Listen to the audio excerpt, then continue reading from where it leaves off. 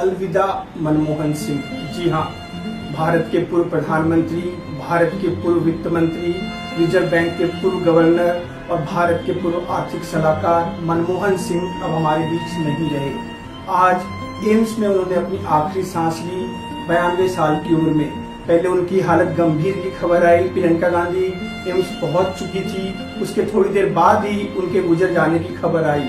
सारा देश स्तब्ध है मनमोहन सिंह के निधन से और प्रधानमंत्री नरेंद्र मोदी, गृह मंत्री अमित शाह, रक्षा मंत्री राजनाथ सिंह, विपक्ष के नेता राहुल गांधी, कांग्रेस की नेता सोनिया गांधी समेत तमाम देश के नेता, तेजस्वी यादव, हर राज्य के मुख्यमंत्री ने उनके निधन पे शोक व्यक्त किया है।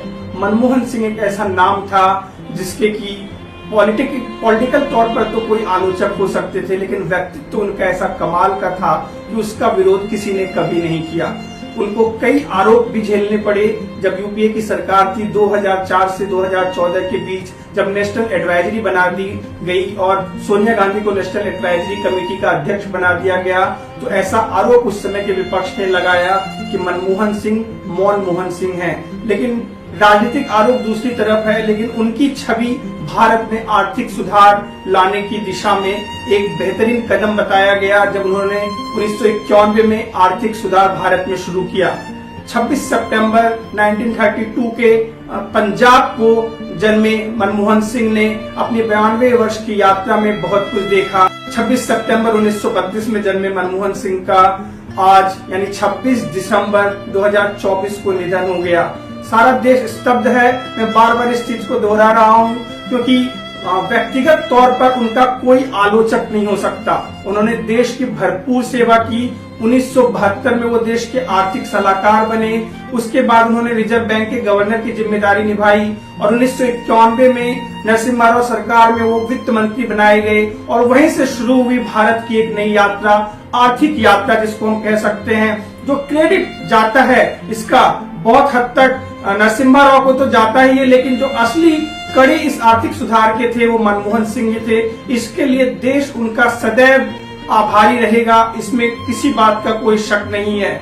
वो एक ऐसे प्रधानमंत्री थे जो सबकी सुनते थे और सबकी करते भी थे। सबकी बातों को, चाहे विपक्ष का कोई मुख्यमंत्री हो या उनके पक्ष का कोई मुख्यमंत्री हो, हमेशा उन्होंने अपने सादगी भरे जीवन शैली से और अपनी सादगी से करोड़ों लोगों का मन मोह लिया। इसलिए वो मनमोहन थे और सबके लिए भी वो मनमोहन थे। उन्होंने एक ऐसे देश का नेतृत्व किया और 10 साल तक नेतृत्व किया, ऐसे गठबंधन सरकार का नेतृत्व किया जिस गठबंधन सरकार में कई दबाव आए। भारत का जब परमाणु सौदा हुआ अमेरिका के साथ, तो उस समय जो कम्युनिस्ट पार्टी ने समर्थन वापस ले लिया, उस समय भी उस सरकार को बचाने में उनकी अहम छवि थी। एक समय जब प्रणब मुखर्जी को ऐसा लग रहा था कि कांग्रेस 2004 में प्रधानमंत्री बनाएगी, जब सोनिया गांधी का बहुत बड़े तौर पर विरोध होने लगा सुषमा स्वराज और तमाम बीजेपी नेता द्वारा, तो एक नाम निकल कर आता है और वो सर्वसम्मति से उस नाम को स्वीकार किया जाता है। उस व्यक्ति का नाम मनमोहन सिंह था।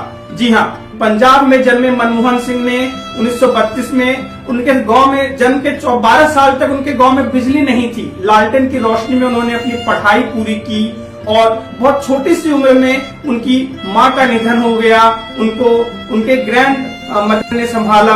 ऐसी बहुत सारी कहानियां मनमोहन सिंह के बारे में जो आपको इंस्पायर करेगी कि कैसे गांव से निकलकर एक व्यक्ति देश के सबसे बड़े पद मतलब प्रधानमंत्री के पद पर पहुंचता है, सबसे बड़े नेतृत्व पर पहुंचता है, जो राष्ट्रपति और उपराष्ट्रपति के बाद तीसरा और सबसे महत्वपूर्ण पद माना जाता है भारत में। देश के प्रधानमंत्री वो भी 10 साल तक रहकर उन्होंने तमाम काम किए, तमाम सौदों को अंजाम दिया। भारत की विदेश नीति की बात हो तो उसमें भी भारत ने विदेश नीति से सबको अचंभित किया।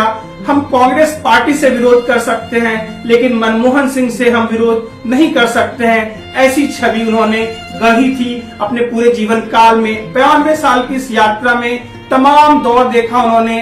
भारत में विकासशील नेशन से विकसित नेशन बनने की दौर में भी शामिल है। जो हम बात, मोदी जी जो आज बात कर रहे हैं कि हम तीसरी सबसे बड़ी अर्थव्यवस्था बनेंगे, अभी फिलहाल हमारी अर्थव्यवस्था 5वें नंबर पर है, तो इसमें मनमोहन सिंह का बहुत बड़ा रोल है इस बात में किसी को भी कोई शक नहीं है और न रहेगा कि मनमोहन सिंह के रूप में हमने भारत में एक ऐसे नेता को देखा जो कि कांग्रेस पार्टी में रहे थे तो जरूर, लेकिन उनकी यात्रा सदैव एक सकुशल नेतृत्व उन्होंने दिया भारत सरकार को, और वित्त मंत्री के तौर पर भी उनका कार्यकाल शानदार रहा, भारत के आर्थिक सलाहकार के तौर पर भी उनका कार्यकाल शानदार रहा, और वित्त मंत्री के तौर पर जो उन्होंने एक आर्थिक प्रगति की नींव रखी, आज उस पर हर भारतवासी गर्व कर सकता है। तो ऐसे थे हमारे मनमोहन सिंह। कुमार अभिषेक की खबर की तरफ से डॉक्टर मनमोहन सिंह को भावपूर्ण श्रद्धांजलि।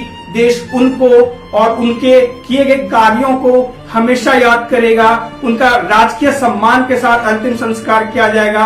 कांग्रेस ऑफिस में झंडा 3 दिनों तक झुका रहेगा। ऐसे तमाम चीज हैं जो हम उनके जाने के बाद उनके लिए कर सकते हैं, लेकिन मनमोहन सिंह कोई दूसरा नहीं आ सकता भारत के में, और मनमोहन सिंह कोई दूसरा आएगा भी नहीं, क्योंकि मनमोहन सिंह, डॉक्टर मनमोहन सिंह एक ही थे, एक ही रहेंगे।